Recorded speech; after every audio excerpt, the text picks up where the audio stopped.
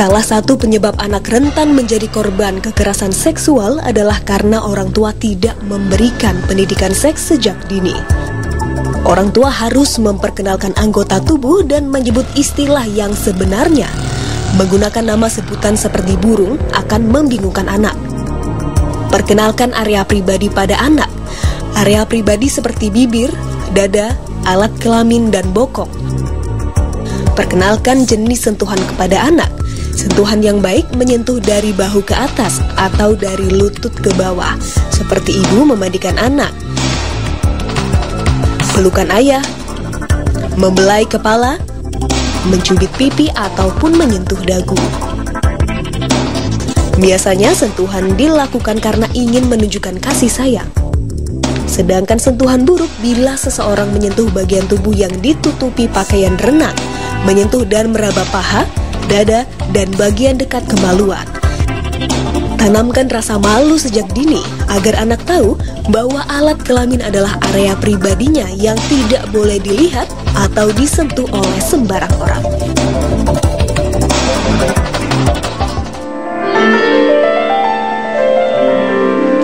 Pemirsa, sebenarnya itu sudah beberapa kali dibahas di basa-basi, tapi kenapa kita perlihatkan lagi? Karena mungkin pemirsa harus kembali diingatkan, tanpa disadari dengan kita memperkenalkan sejak dini area-area yang pribadi terhadap anak itu sedikit banyak bisa menghindari anak dari kejahatan seksual. Betul sekali. Seperti itu. Dan memang harus menjadikan, kita harus mencontohkan selalu ya, Bunda, selalu mengingatkan. Ya, dia sedikit sangat share berharga. Ya. Dia sangat berharga ya. Sedikit share ya, kayak anakku yang perempuan yang tadinya kalau duduk walaupun dia pakai baju terusan, daster atau segala macem, baju tidur misalkan gitu ya, awal-awal posisinya seenak dia dan segala macam. Cuma karena selalu diingatkan, nak kamu perempuan, ayo ditutup. Jadi tanpa dia sadari pun ketika posisi dia terbuka pun dia langsung Ya, refleks. Dan itu sangat membantu ya Bun ya. Nah, Soalnya masih bersih. Oke, tapi sebelum kita ngomongin lagi, ini ada yang tadi masih ketinggalan, Mel. Kan baru 4, kata ibu ada 7. Ada 3 lagi. Buat cowok nih, buat cowok kan. Ya, Benar. jadi kalau anak perempuan 4 ini aja cukup. Ya. Kenapa? Karena nanti kok kurang-kurang, kan dia kawin, ada suaminya ngedidik dia. Kan tanggung jawabnya suami bukan hanya memberi nafkah, tapi mendidik istri dan anaknya. Jadi pendidikan anak laki-laki sejuta kali lebih berat daripada mendidik anak perempuan. Karena dia punya tanggung jawab. Saat tanggung jawab belum kelar, dan dia sasaran tembak bisnis narkoba dan pornografi. Tadi. Ya, udahlah itu dia mesti 7. Oke. Yang kelimanya, anak laki-laki harus menjadi pendidik, yaitu mendidik istri dan anak-anak. Yang keenam, dia harus jadi pengayom. Karena nanti kalau kita tua, yang ngurusin deal sama dokter operasi nggak operasi, obat generik apa impor, siapa? Bukan anak perempuan lah, anak laki-laki kan dia warisannya lebih banyak kalau dalam Islam, ya. Jadi yang menjadi kalau misalnya ngurusin kalau di dalam Islam harus sholat itu di jenazah itu disolatkan. Ini teman-teman udah punya rencana belum siapa yang mau sholatkan jenazahnya nanti? Ya Bu. Ya udah dilatih belum? Jadi mestinya harus dipersiapkan ke situ. Makanya kita punya tujuan pengasuhan, punya goalnya, punya apa tadi blueprint. Nah, yang terakhir adalah yang sebaik-baik orang adalah yang bermanfaat bagi orang lain.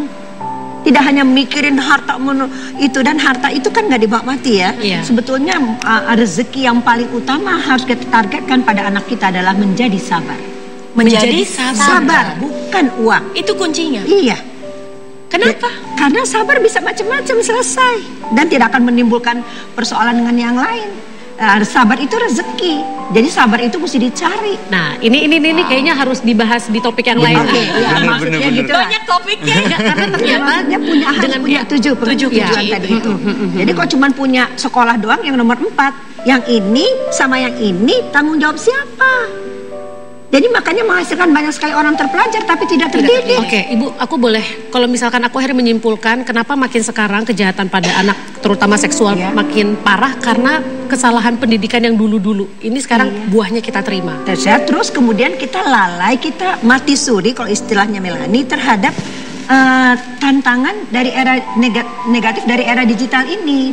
Kita mati suri kalau misal kita sadar, jangan tuh sadar. Kita enggak, kita mati suri.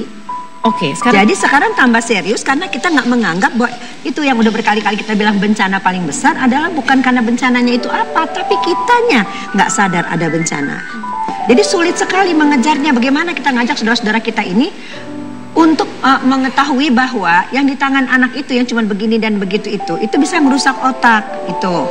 Ya kan, bagaimana? Karena mereka sendiri tidur. Jadi inilah kerja kita sekarang. Terima kasih banyak basa-basi. Sekarang gini Ibu, misalkan tadi orang tua udah oke, pokoknya sekarang gadget udah aku batasin. Tapi kan seperti Ibu tadi bilang, anak itu lebih banyak melihat. Mungkin nggak Mel, tiba-tiba aku kepikir kita sebagai orang tua tanpa disadari memberi contoh awal yang menjurus ke pornografi. Misalnya aku pengen nanya deh, apakah ada batasan antara suami dan istri ketika kita memang ciuman gitu, sebenarnya untuk tanda sayang kan? Ini juga pengen ditanyakan ke Bu Eli hari ini ya. Karena kan kita sebagai orang tua tuh kepingin anak bisa melihat orang tuanya saling mengasihi. Mesra. Kita pingin anak juga merasa hangat dengan itu. Jadi kita suka sayang-sayangan, ciuman bertiga, peluk-pelukan. Memang dilakukan semata-mata untuk biar anak tahu nih orang tuanya sayang banget nih sama kamu, Nak. Itu harus dilakukan. Lalu batasannya apa, jangan ciuman bibir. Jangan kelihatannya bernafsu.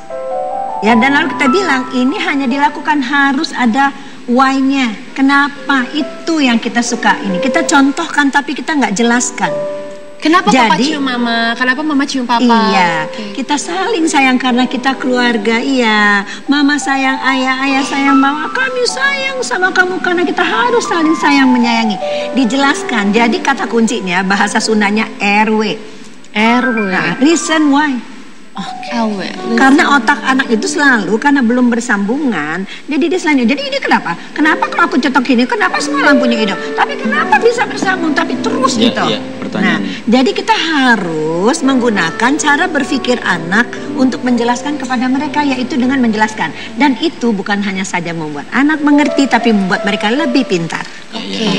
Bu, pertanyaan lagi satu lagi boleh nggak? Silahkan. Mengenai batasan orang tua kepada anak ketika mandi sama anak, ganti baju di depan anak. Nah, itu gimana sih Bu? Ya, 0 sampai 2,5 tahun itu sambungan otak baru mencapai 1 triliunan.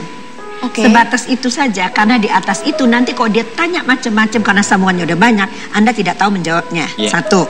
Yang kedua, ya, kita terutama kalau Anda beragama Islam, kita diharuskan untuk belajar menahan pandangan dan menjaga kemaluan. Kalau kita buka di depan anak kita lah, itu ayat letaknya di mana?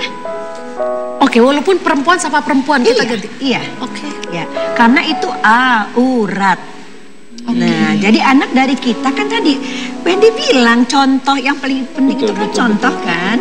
Nah, jadi kalau kita contohin begitu berarti anak itu juga bisa buka-bukain dong tempat lain. Karena anak itu peniru yang ulung ya. Betul, persis. Tos lagi. Bener, dan mereka udah bisa komplain. Anak-anak sekarang kan memang pinter-pinter kan. Bener. Bu aja tanpa sadar sih Bu, memang bener sih. Mungkin kita berpikirnya, orang tua kadang-kadang berpikir toh sama anak kita, toh mereka belum begitu mengerti, tapi memang ada batasan umur. Rendah kan? Nggak rendah. Oke. Ini sebenarnya gini sih, mungkin ada beberapa pemirsa yang ngerasa emang apa hubungannya sih ketika kita buka baju depan anak dengan anak kemudian bisa terjumus pornografi? Rasa ingin tahu. Nah, itu dia Ibu. Makanya nanti kita akan coba menjawab di sini biar pemirsa tahu apa sih korelasinya. Jangan kemana-mana, tetap di Basa-Basi, bahasa anak bahas ini.